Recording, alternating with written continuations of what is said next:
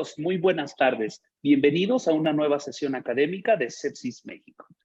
Antes de presentar a nuestro excelente ponente del día de hoy, me gustaría recordarles que tenemos una sesión cada 2 semanas, las cuales se transmiten desde nuestro sitio web www.códigosepsis.org. También nos encuentran en Facebook Live y en nuestro canal de YouTube. Los invitamos a que nos sigan y a que pongan la campanita para que estén pendientes de nuestro contenido nuevo. Todas las sesiones cuentan con el aval del Consejo Mexicano de Medicina de Urgencia y el Consejo Mexicano de Medicina Crítica. Al término de cada sesión, puede solicitar su constancia con valor curricular, el cual les va a llegar en un par de días por el trámite administrativo. Y ahora sí, sin más preámbulos, permítanme presentarles a un excelente investigador y apasionado de la medicina de urgencias, al cual le agradecemos mucho el esfuerzo que está realizando para poder estar con nosotros por el cambio de horario, y ahorita se van a dar cuenta, pues, tan lejos que nos está acompañando. Tengo el gusto y el honor de presentar al doctor Agustín Julián Jiménez, quien nos acompaña desde Toledo, España. Él es médico internista, también es médico familiar y lo mejor de todo es que es médico de urgencias hospitalarias. Él tiene el puesto de jefe de estudios dentro del servicio de urgencias, es coordinador de docencia, formación, investigación y calidad dentro del servicio de urgencias en el Hospital Universitario de Toledo. Agustín, muy buenas tardes y muchísimas gracias por tu presentación, la cual se llama Diferenciando entre infecciones graves y sepsis. Disfrútenla, muchachos.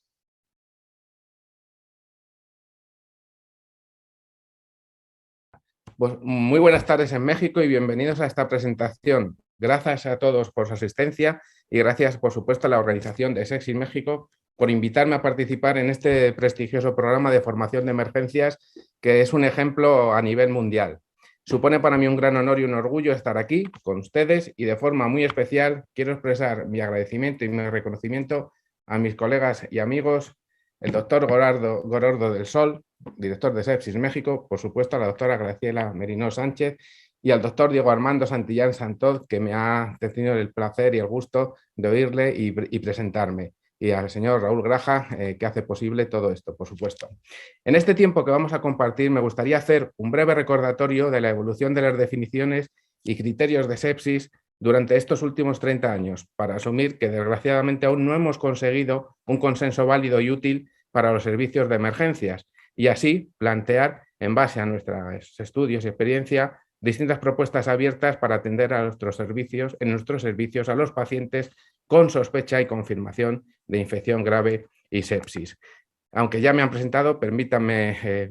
una licencia que me presente. Soy Agustín Julián, trabajo en el servicio de urgencias, como dijo el doctor, y tengo la suerte y el placer de ser coordinador del grupo de infecciones en urgencias de la Sociedad Española de Medicina de Urgencias y Emergencias, Infursemes, y del Grupo de Trabajo Latinoamericano para la Mejora de Atención del Paciente con Infección en los Servicios de Emergencia, GT Latinfur.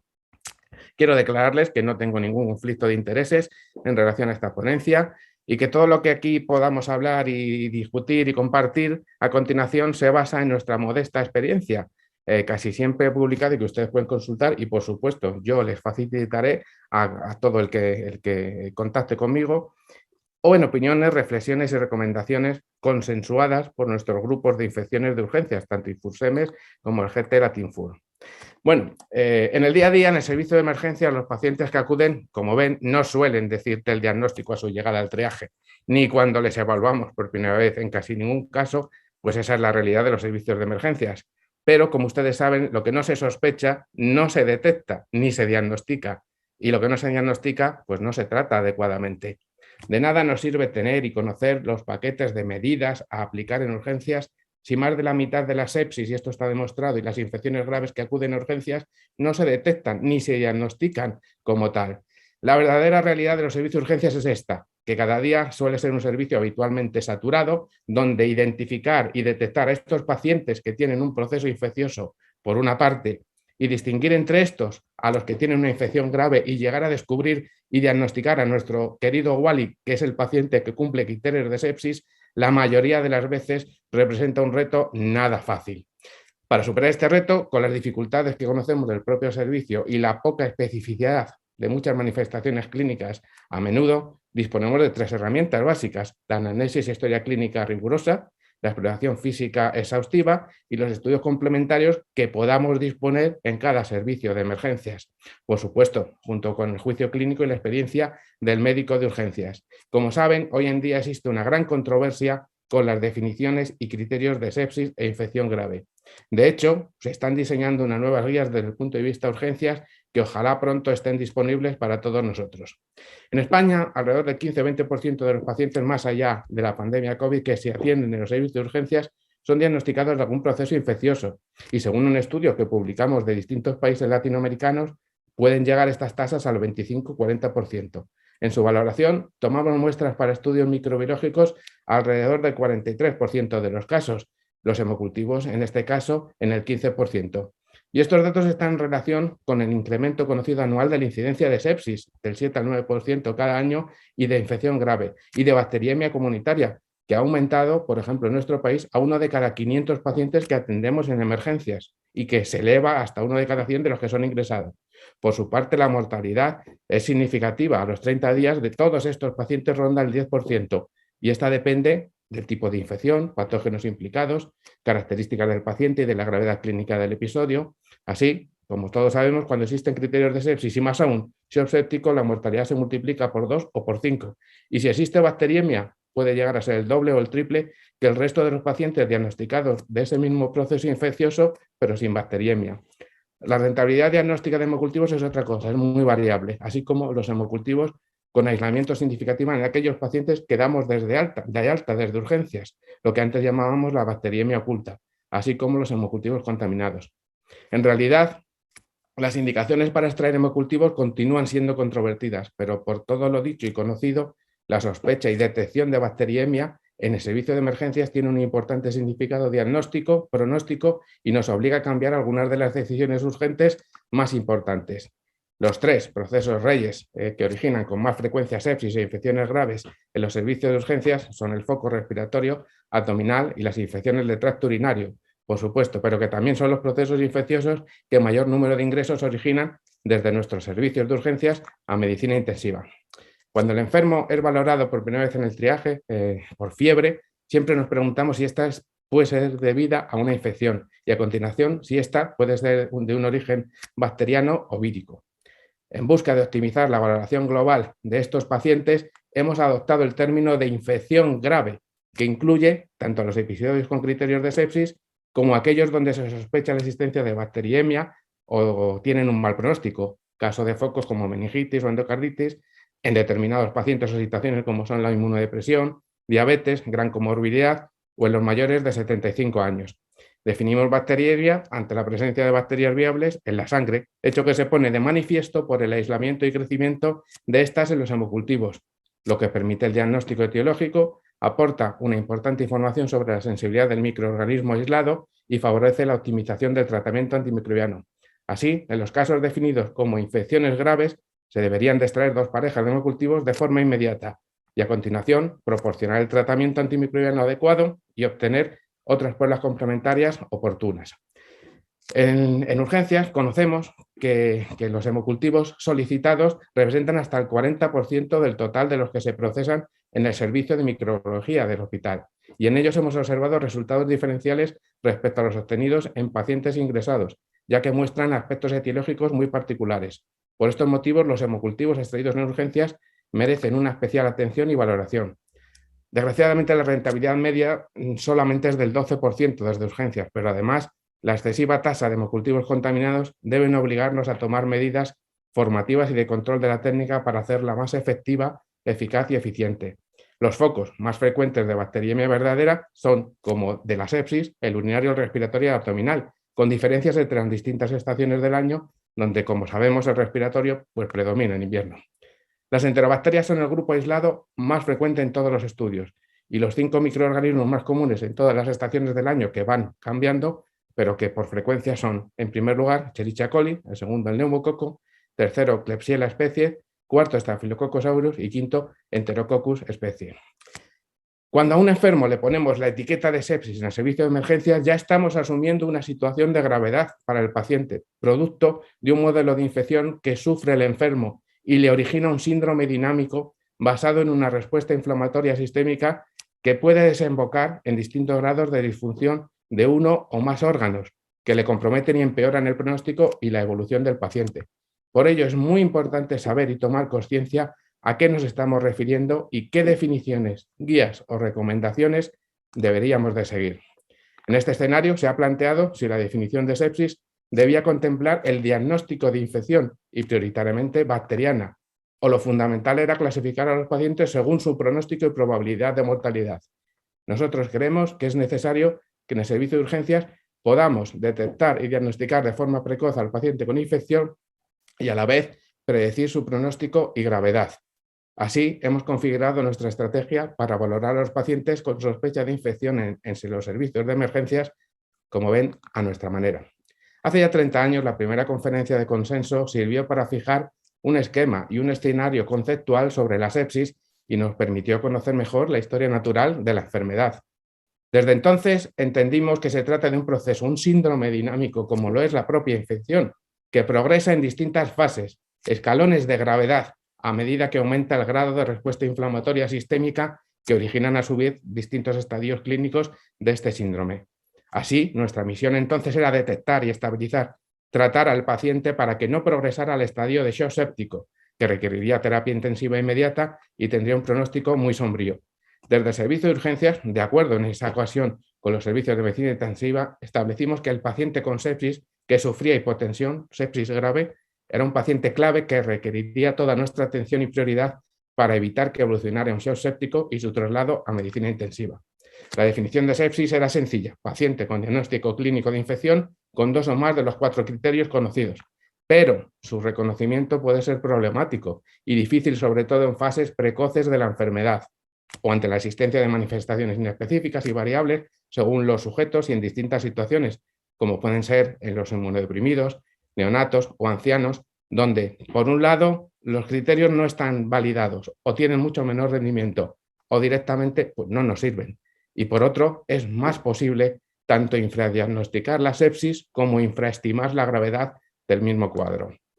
Es importante conocer la historia natural del síndrome séptico, ya que, como hemos dicho, cada escalón, cada fase nos da una oportunidad, un tiempo para detectar al paciente y así evitar su progresión, porque a medida que se suman más criterios de síndrome de respuesta inflamatoria, aumenta la mortalidad y también cuantos más criterios de SIRS están presentes o se van sumando, es más probable que evolucione y termine en el estadio de shock séptico. Por ello es muy importante la detección inmediata para poder aplicar de forma precoz el soporte de fluidoterapia y antibióticos, es decir, lo que antes se llamaba agua y antibiótico, para así evitar la progresión de sepsis y reducir la mortalidad de forma evidente. Y esta reducción que ven en pantalla de tasas de mortalidad, junto con la implementación de los equipos de sepsis, código sepsis, significan que en un hospital como el nuestro, como el suyo, se salven muchas vidas, se mejore la atención a muchos pacientes y se reduzcan los costes personales y materiales. 10 años después se realizó una nueva conferencia de consenso para revisar las definiciones de sepsis e intentar superar las limitaciones de esta, sobre todo la baja especificidad de los criterios de síndrome de respuesta inflamatoria. Así, el informe definitivo no cambió los criterios que ya existían, pero estableció que los signos y los síntomas eran más variados que los criterios iniciales, dando mayor importancia entonces ya al uso de los biomarcadores para el diagnóstico precoz de la sepsis. Y estableció los criterios diagnósticos de sepsis, que como ven es una lista, una agregación de signos, datos, síntomas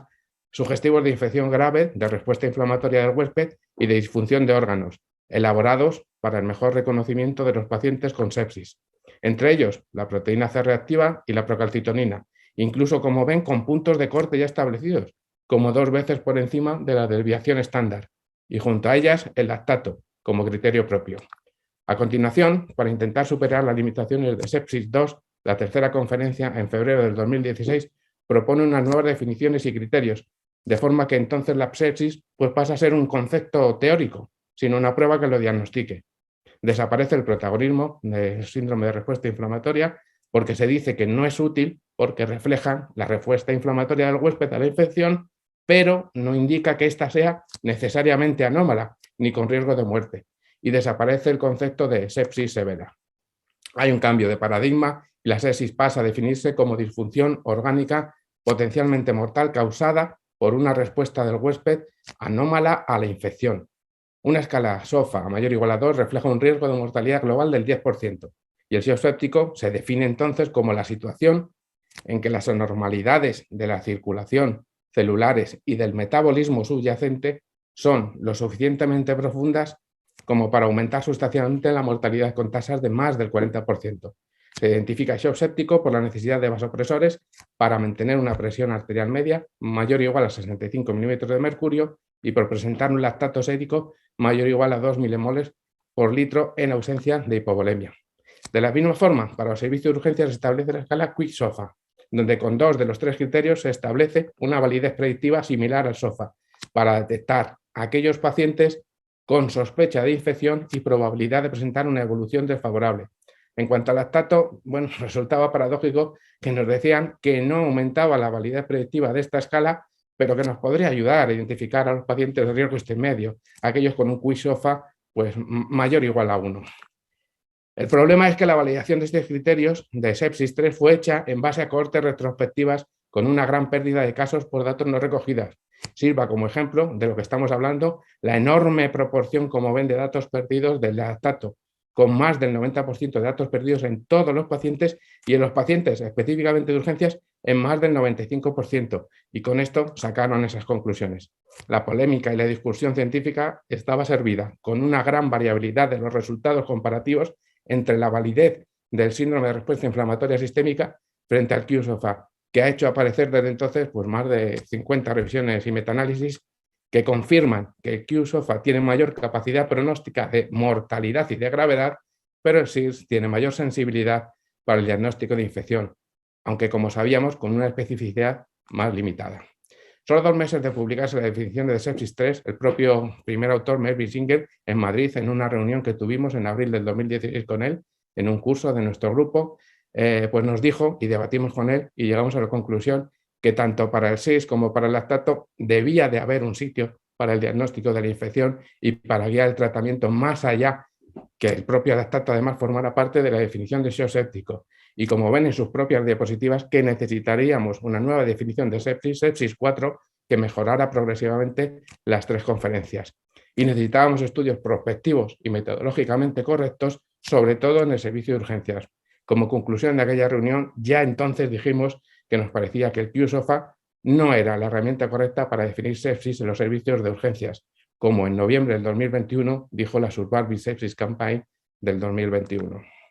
Como muestra de la confusión y variabilidad que existe en la actualidad a nivel mundial, les muestro el mapa actual de los servicios de urgencia en España, de utilización de los síndromes de respuesta inflamatoria sistémica o los criterios de Q-SOFA, donde, como ven, casi predominan los servicios de urgencias donde se utilizan ambas, o una mezcla, o distintas versiones, u otros criterios, es decir, hay un jeroglífico total. Y por otro lado, el grado actual de disponibilidad de los biomarcadores. Nos permite esto establecer recomendaciones o propuestas que los incluyen para integrar la sinergia de los biomarcadores, tanto entre ellos como junto a distintas escalas, para mejorar tanto el diagnóstico como el pronóstico de los pacientes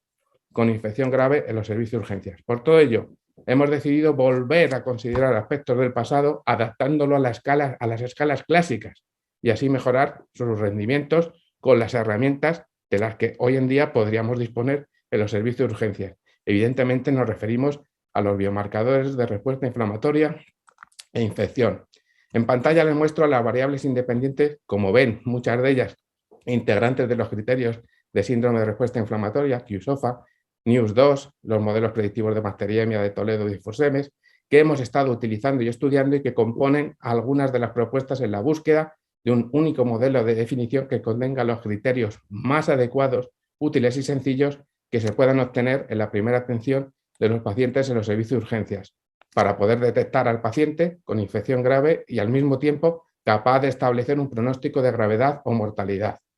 Y como ven, incluimos a los biomarcadores señalados, que han demostrado mejorar significativamente la capacidad de las escalas y los modelos desarrollados. Así, entre el dilema de elegir una definición enfocada al diagnóstico precoz de infección o aquella que consigue orientar el pronóstico de gravedad y mortalidad, Nosotros hemos elegido nuestro camino para desarrollar una alternativa equilibrada entre ambas posturas y la predicción de bacteriemia como paradigma de infección grave y de infección bacteriana grave con una mayor mortalidad y peor pronóstico que el resto de pacientes con el mismo proceso infeccioso, pero sin bacteriemia. ¿Pero qué entendemos por biomarcador? Pues son aquellas moléculas medibles de una forma objetiva, sistematizada y precisa en una muestra biológica que la mayoría de las veces es sangre serológica, cuyas concentraciones son indicadoras y lo que nos representan es el grado de respuesta inflamatoria de un proceso infeccioso y por lo tanto nos indican si la situación es normal o patológica. Asimismo, nos sirven para monitorizar la evolución del proceso y la respuesta al tratamiento, de forma que pueden utilizarse para indicar, cambiar o recomendar la suspensión de una terapia antimicrobiana. Pues todo ello los conocemos como biomarcadores de respuesta inflamatoria e infección. En la actualidad hemos estudiado más de 200 de estos, pero no existe el biomarcador ideal y ninguno tiene suficiente sensibilidad y especificidad para ser empleado en todos los enfermos y conseguir los objetivos de diagnóstico y pronóstico en los pacientes con sospecha de infección bacteriana grave. Su naturaleza, como ven en la tabla, es muy variable. Citoquinas, proteínas de fase aguda, receptores solubles y de superficie celular, factores de coagulación, de apoptosis, de vasodilatación, perfusión, etc. Señalados con fondo rojo, pueden ver algunos que hemos estudiado, pero no han conseguido los objetivos que deseábamos en los servicios de urgencias. Y en verde, bien los disponibles y más utilizados, como la proteína C reactiva, procalcitonina o lactato, como aquellos que pudieran ser útiles en un futuro próximo como SUPAR o la ADM. El biomarcador ideal, que no existe, debería, en primer lugar, poder establecer ese diagnóstico precoz de infección bacteriana incluso antes de que se manifiesten los signos y síntomas de gravedad como la existencia de hipotensión o disfunción orgánica, de manera que se pueda cortar el tiempo de diagnóstico clínico de sepsis frente a otras causas de respuesta inflamatoria o disfunción orgánica que pueden estar provocadas por enfermedades sistémicas, inflamatorias, víricas y permitiendo así el inicio precoz y adecuado de las medidas terapéuticas. En segundo lugar, cuantificar, estratificar a los pacientes según su gravedad clínica, riesgo de mala evolución o probabilidad de morir, es decir, identificar nuestro WALI dentro de los pacientes con infección bacteriana, estos que son de mayor gravedad y riesgo. En tercer lugar, monitorizar la evolución de la infección bacteriana y su respuesta al tratamiento, de forma que sirva de guía para la terapia antimicrobiana. Pero siempre debe proporcionar una información adicional obtenida por la historia clínica, la exploración, así como ayudar a tomar alguna decisión en el servicio de urgencias, si no, no me sirve para nada. Pero no debe sustituir a la anamnesis, a la exploración, a las pruebas microbiológicas o al juicio clínico del médico. Por lo tanto, debemos interpretarlos siempre y utilizarlos como herramientas de ayuda o un complemento, no como un dogma de fe. Una cuestión importantísima para saber que son el reflejo de la reacción inflamatoria es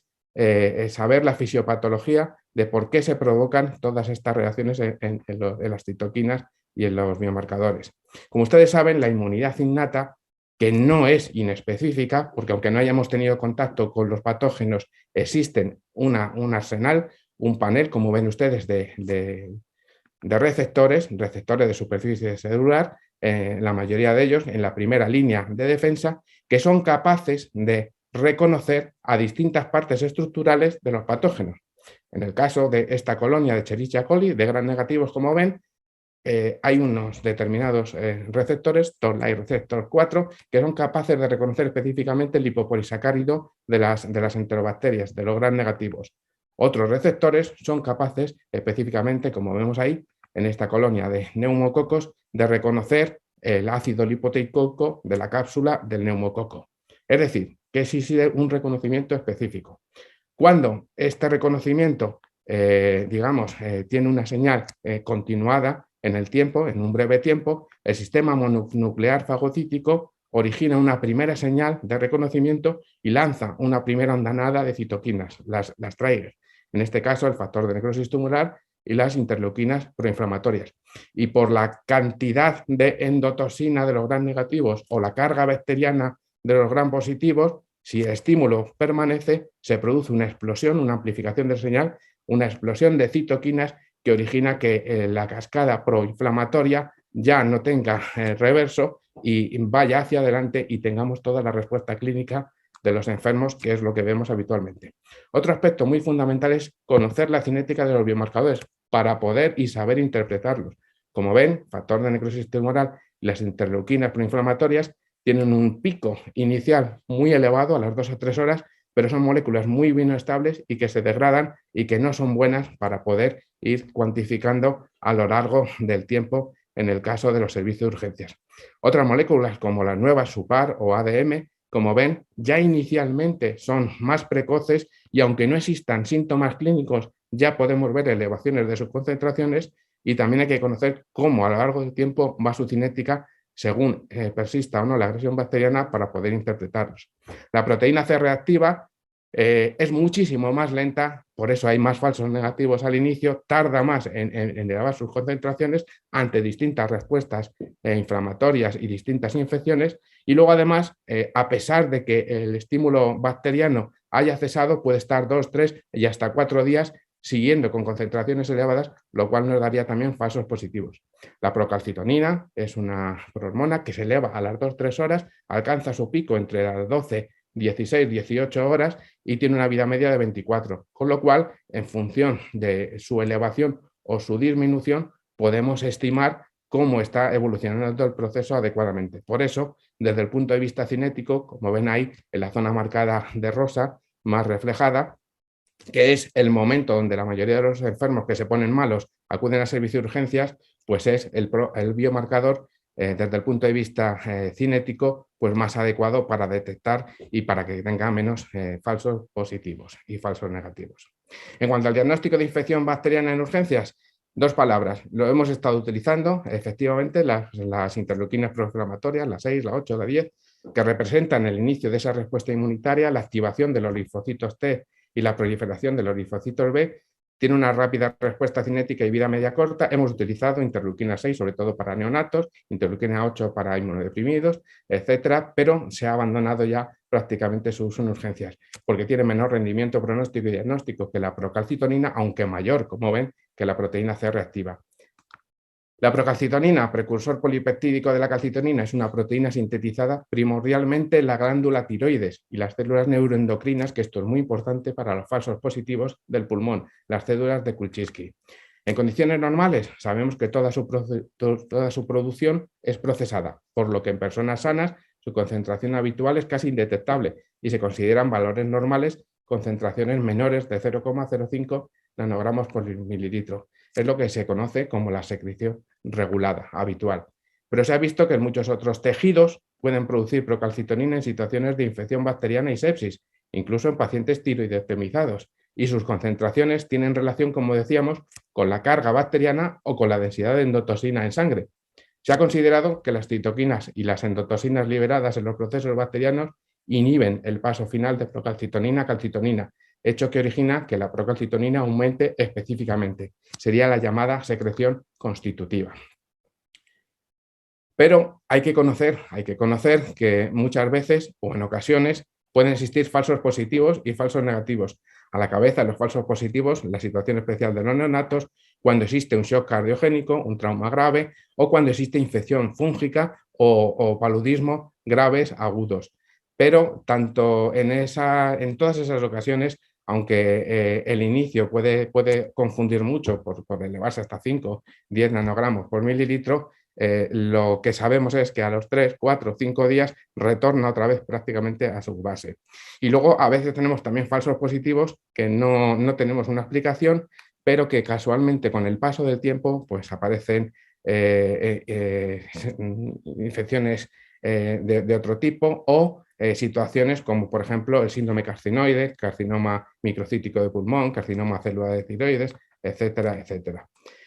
También existen falsos negativos, que hay que saberlo, sobre todo en infecciones localizadas, en derrames pleurales. El peritoneo es un espacio especial, en el caso de las neumonías atípicas, etcétera, etcétera. Todo esto hay que conocerlo para poder interpretar correctamente, porque, como decíamos, no existe el biomarcador ideal.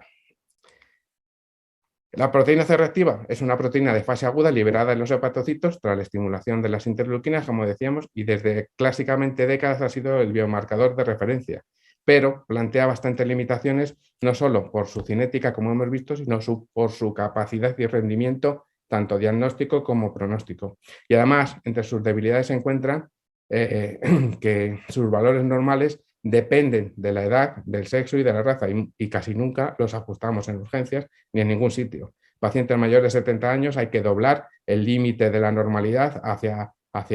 arriba, y su bajo rendimiento diagnóstico de infección bacteriana disminuye, como sabemos, según aumenta la edad, siendo prácticamente nulo pues en pacientes, por ejemplo, de 90 años. Ya desde el famoso metaanálisis de la doctora Simon en el 2004, pues no hay discusión sobre la mayor capacidad de la procalcitonina, sobre la proteína C reactiva, tanto para el diagnóstico de infección bacteriana frente a otras causas de respuesta inflamatoria, así como frente a la infección viral. En cuanto al pronóstico del paciente con infección en urgencias, bueno, permítanme simplemente comentar, bueno, bonito y barato es el lactato, el mejor biomarcador de hipoperfusión e hipoxia tisular, con disposición además de obtención rápida de la cabecera del enfermo en el servicio de emergencias. Todo paciente con lactacidemia de más de 2 milimol precisa una evaluación más exhaustiva y un seguimiento específico. Además, como valores añadidos, está validado para ancianos y poblaciones especiales. El aclaramiento del lactato lo usamos para monitorizar la respuesta al tratamiento y la evolución, y lo utilizamos junto a otros biomarcadores y escalas porque aumenta su rendimiento pronóstico de forma evidente. Uno de los nuevos biomarcadores que llevamos investigando son unos años es la adrenomedullina. Utilizamos la región medial, que es más estable, y este aumenta en situaciones de estrés celular, pero también en otras enfermedades como las cardiovasculares.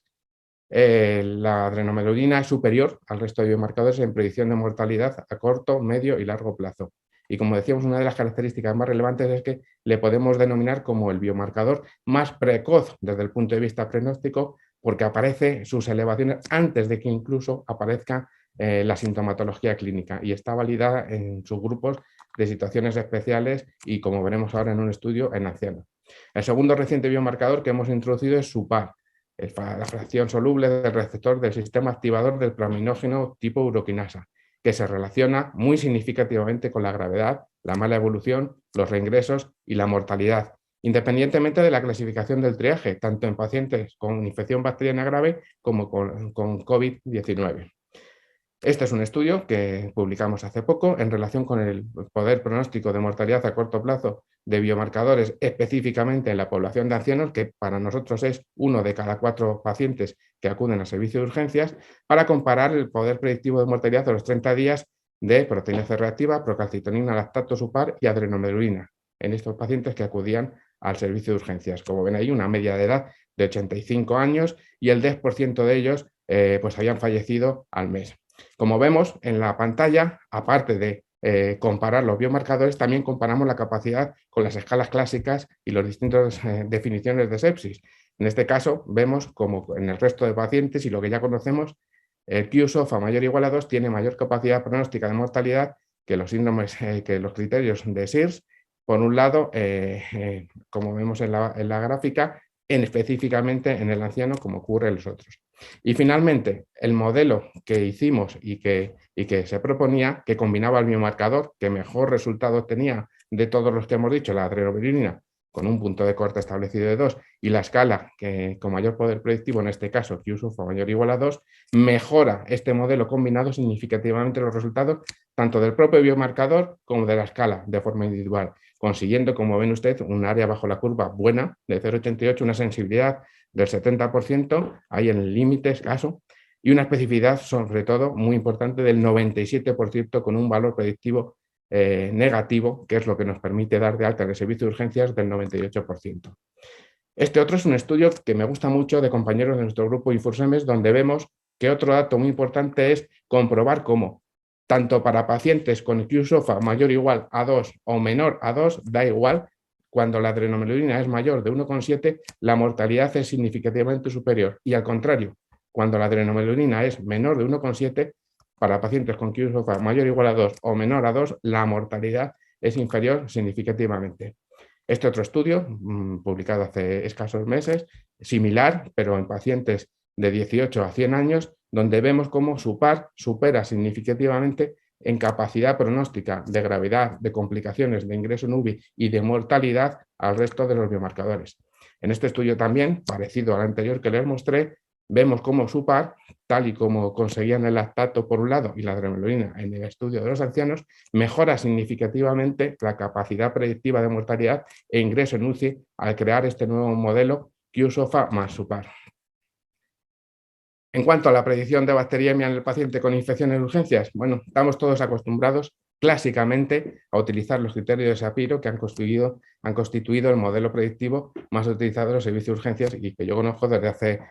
15 años. Este clasifica el riesgo de bacteriemia en bajo, moderado y alto en función, como sabemos, de los criterios mayores y menores que tenemos en pantalla. Según este modelo, estaría indicada la extracción de hemocultivos cuando se cumpliera un criterio mayor o al menos dos menores. Consigue un rendimiento relevante y útil, como pueden ver, pero tiene unas limitaciones muy importantes. La especificidad es solo del 48%, resulta complejo para utilizarlo en los servicios de urgencias y no tiene en cuenta la indudable mejora que de este modelo consigue los biomarcadores, como ya se ha publicado posteriormente. En octubre del 2020 publicamos en Emergencias el modelo de predicción de bacteriemia 5MP Toledo, cuyo objetivo era diseñar un modelo sencillo para predecir bacteriemia en los pacientes atendidos por infección en los servicios de urgencias. Tras analizar 38 variables independientes, se definió el modelo con 5 variables disponibles en la primera atención de los pacientes en el servicio de emergencias.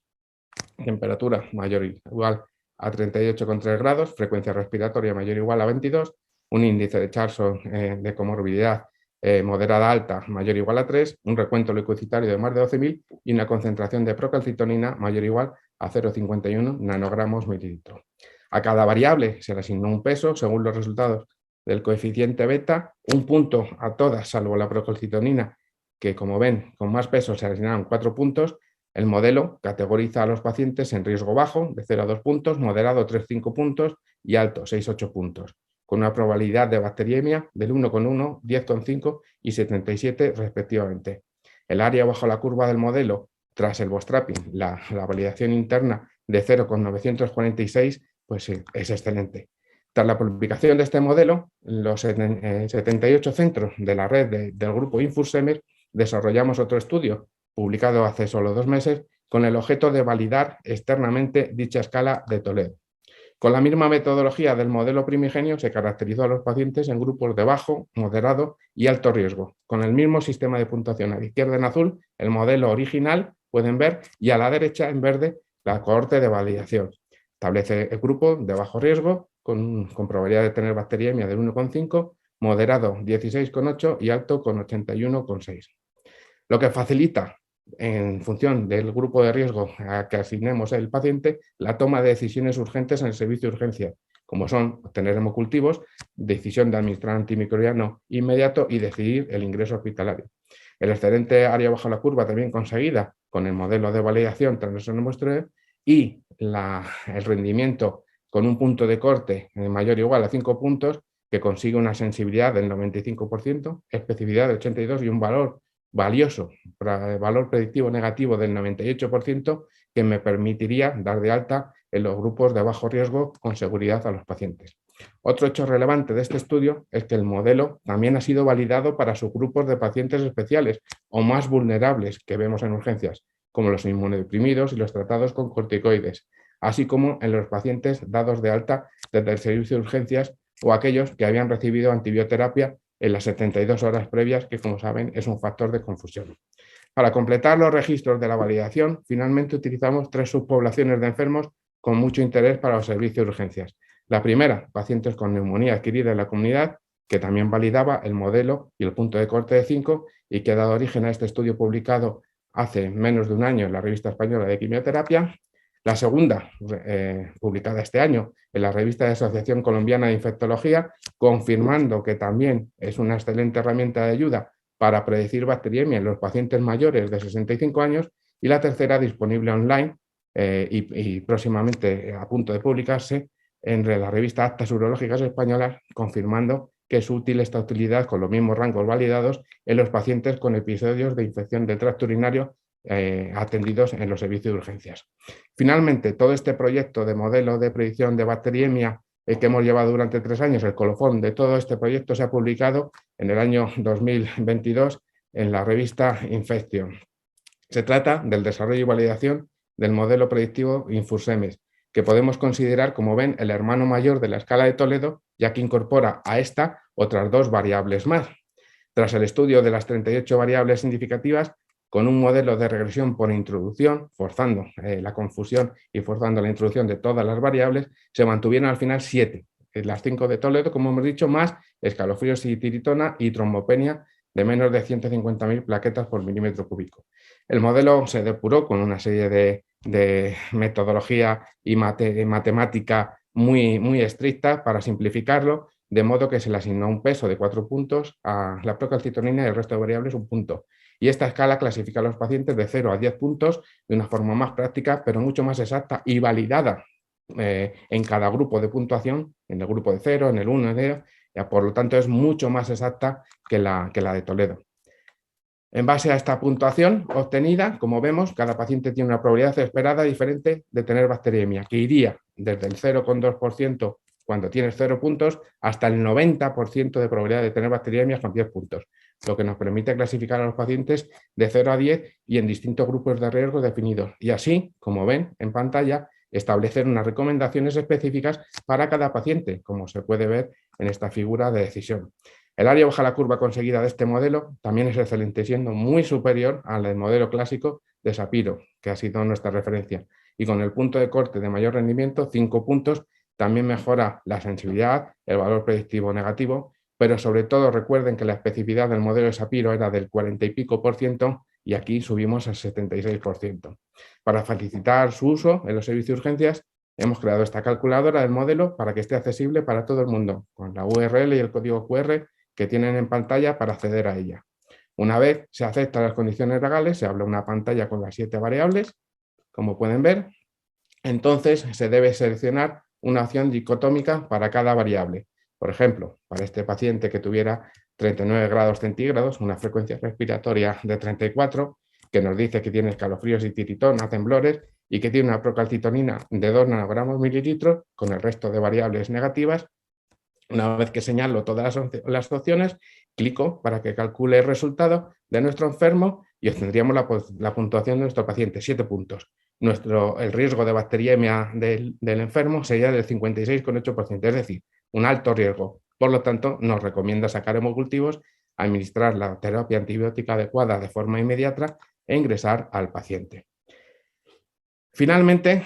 diagnóstico y pronóstico de infección bacteriana y sepsis en el servicio de urgencias, que es lo que vamos buscando. Para terminar, quiero mostrarles algunos de los resultados de un estudio publicado este pasado mes de junio en Emergencias, donde se cuantifica la mejora del rendimiento de las escalas clásicas por parte de los biomarcadores. Hemos regresado, como decíamos, al futuro, procalcitonina y lactato para el síndrome de respuesta inflamatoria sistémica y el Q-SOFA, y estamos convencidos que nos acercan más a las nuevas definiciones de sepsis 4 para los servicios de urgencias y emergencias. Ahí pueden ver que casi sobre 5.000 pacientes, una potencia muy importante del estudio, casi el 20% tenían un Q-SOFA mayor o igual a 2 y el 66% de los pacientes tenían 2 o más criterios de síndrome de respuesta inflamatoria sistémica. Como ven, es la foto habitual de los pacientes del servicio de urgencias, donde predominan las infecciones respiratorias, infección del tracto urinario y la infección intraabdominal. Así, para el pronóstico de mortalidad a los 30 días, el lactato es el mejor biomarcador por encima de la procalcitonina y el Q-SOFA, por supuesto, que tiene mejores resultados que los criterios de SIS. Y la combinación, como ven ahí, con mejor rendimiento de las estudiadas es Q-SOFA más lactato, que incrementa de forma significativa el rendimiento del área bajo la curva del Q-SOFA en solitario, llegando a una especificidad del 91% y un valor predictivo del 92%. En relación a la predicción de confirmación microbiológica en los pacientes con sospecha de infección en el servicio de urgencias, porque de eso se trata, no solamente de que sospechemos la infección, sino que luego comprobamos que efectivamente teníamos razón y se aísla algún patógeno. En este caso, la procalcitonina también mejora significativamente, en su caso, a los criterios de síndrome de respuesta inflamatoria sistémica, con una área bajo la curva, como ven, limitada, pero interesante. Aunque su sensibilidad es deficiente, no sería útil para el screening si obtiene una especificidad del 87% y un valor predictivo positivo del 75%. Y finalmente, para la predicción de bacteriemia, también al añadir la procalcitonina y con el mismo punto de corte que aquellos modelos de predicción que acabamos de ver, se mejora significativamente a los criterios de síndrome de respuesta inflamatoria sistémica, con un área bajo la curva mejor incluso que la mayoría de los modelos predictivos de bacteriemia que se hacen con tal objetivo, salvo el 5MP de Toledo y el modelo de Infursemes que acabamos de ver, consiguiendo una sensibilidad del 79%, una especificidad del 85% y un valor predictivo negativo del 94%, que son mejores datos, como ustedes recordarán, que los que conseguía el clásico modelo de Sapiro. Por lo tanto, y como conclusiones, ya para finalizar, las manifestaciones clínicas son a menudo inespecíficas, lo que dificulta el reconocimiento precoz de la sepsis y sobre todo en neonatos, en ancianos, en inmunodeprimidos, diabéticos, en las fases precoces, es decir, en los enfermos más vulnerables. El QSOFA, como sabíamos, es insuficiente. Los biomarcadores pueden proporcionar una información adicional a la valoración clínica y a las exploraciones habituales, pero nunca pueden sustituir a estas ni al estudio microbiológico oportuno. La sospecha, la detección de bacteriemia tiene un significado diagnóstico, pronóstico y obliga a cambiar algunas de las decisiones más importantes que se deben de tomar en el servicio de emergencias, como son obtener hemocultivos, administrar el antibiótico inmediato, ingresar o poder dar de alta al paciente. Los modelos 5MP,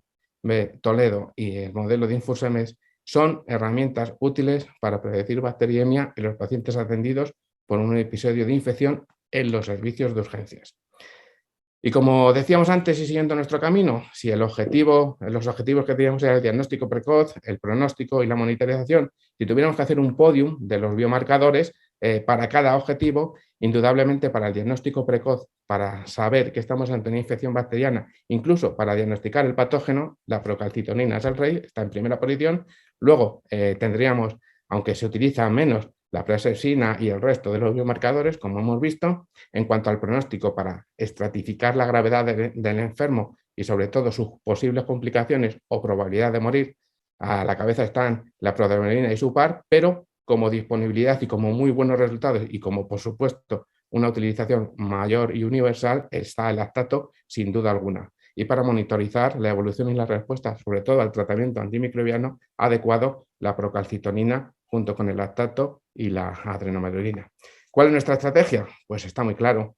Cuando sospecho y quiero valorar a un enfermo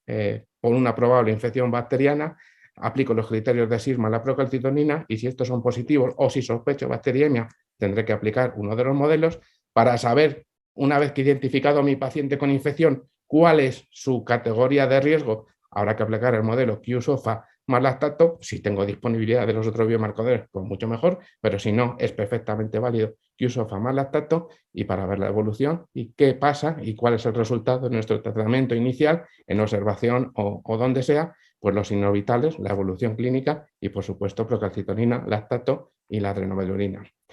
Aquí tienen mis datos, estoy a su entera disposición en cualquier momento, no solo hoy, el día de esta exposición, sino a partir de hoy, el día que ustedes quieran o en el momento que ustedes quieran. Con gusto, si puedo y si sé, me encantaría poder contestar a cualquiera de las preguntas y sepan que en Toledo, Ciudad Patrimonio de la Humanidad, pues tienen su casa y tienen un amigo. Muchas gracias por su atención. Muchísimas gracias, Julián. Una excelente exposición. Nos quedamos con esta sensación de emoción, de realmente estar no solamente con un apasionado de la sepsis, sino también con un gran investigador. Julián, vimos ahí citados muchas de las grandes aportaciones que no solamente se quedan en España, sino que también trascienden a muchos países. Me gustaría, Julián, preguntarte ¿qué nos puedes comentar respecto a este modelo de predicción de bacteriemia? Si lo han probado en pacientes que tengan otra patología, no sé, se me viene a la mente patologías hematológicas, reumatológicas o inclusive pacientes que ya estén recibiendo quimioterapia o a lo mejor alguna terapia de supresión.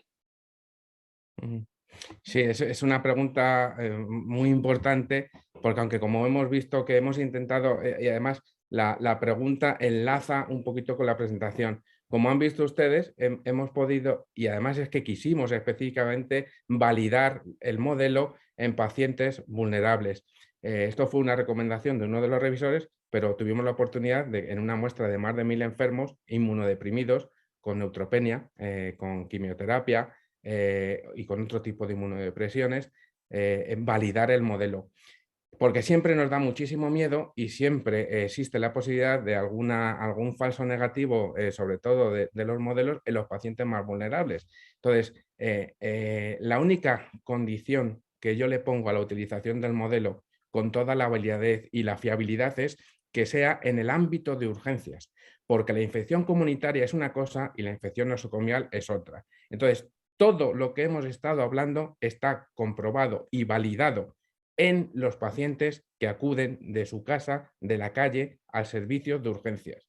Porque este escenario es totalmente distinto, como veíamos en los hemocultivos, al del paciente que está ingresado o que está sometido a técnicas, a cirugías, etcétera, etcétera.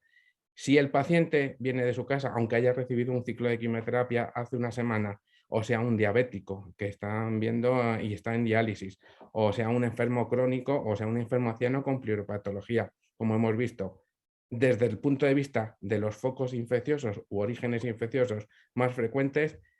por supuesto que además es que lo hemos publicado, hay otros estudios que no da tiempo a comentarlos, pero tenemos la garantía y la seguridad de que ese arsenal de 10 estudios con validaciones externas de estudios multicéntricos y con muestras, como ven, de más de 5000 pacientes de urgencias, insisto, esto es de urgencias, nos aseguran que, y nos garantizan esa fiabilidad para cualquier tipo de enfermo crónico, pero con esa condición, que sean pacientes vistos en el servicio de urgencias por procesos agudos. Entonces, el modelo sí que nos sirve y sí que es fiable, pero con esas condiciones. Muchísimas gracias, Julián. Vemos buenas reacciones de todo el auditorio y pues es un tema que no solamente nos involucra como tal a la medicina de urgencias, sino también a todo el personal sanitario que estamos en contacto con pacientes infectados. Te agradecemos mucho, Julián, por esta excelente ponencia y pues igualmente los seguimos invitando a ustedes que nos sigan en nuestras redes sociales. Recuerden que va a estar disponible toda una semana esta plática, la cual pueden seguir en los canales que ya comentamos al inicio, ¿sí? Y nos vemos en 2 semanas para una nueva sesión. Julián, buenas madrugadas allá. Sí. Muchísimas gracias por tu participación. Muchísimas gracias y ha sido para mí un honor. Muy buenas tardes y quedo a su disposición como siempre, porque para mí es muy especial estar con ustedes y además reconozco el enorme trabajo, no solo en México ni en Latinoamérica, a nivel mundial que está haciendo Sepsis México. Muchas gracias a todos.